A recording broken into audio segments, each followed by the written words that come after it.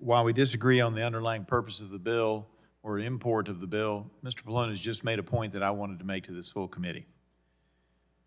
Prosecution of any violations of the Stark Act would fall under the False Claims Act. False Claims Act carries with it a penalty not to exceed 5 years in the penitentiary and $250,000 fine, up to $250,000 fine for individuals, $500,000 fine for corporations, as I understand it. You say, why are you bringing this up, Morgan? And the answer is that the CMS folks have indicated to us they believe that this was always a violation of Stark, even prior to COVID, and yet prior to a ruling in September of 2021, Mr. Chairman, CMS did not interpret the law that way.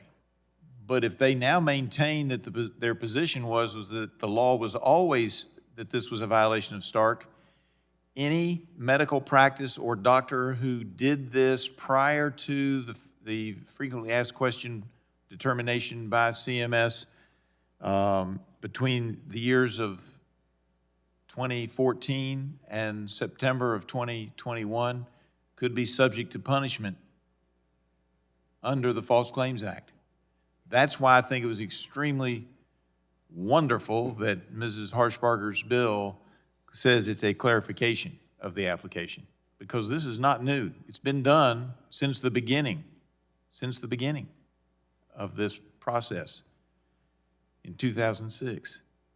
I think we have to pass this in order to make sure that we're clarifying the law and everybody understands that those doctors who were acting in accordance with what CMS determined the law to be at the time, or at least they didn't say it was a violation of the law, are not subject to prosecution.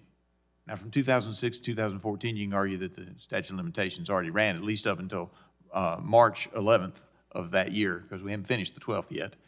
I certainly hope CMS isn't looking to bring any Stark false claim acts against these physicians who've been helping patients in all of our districts.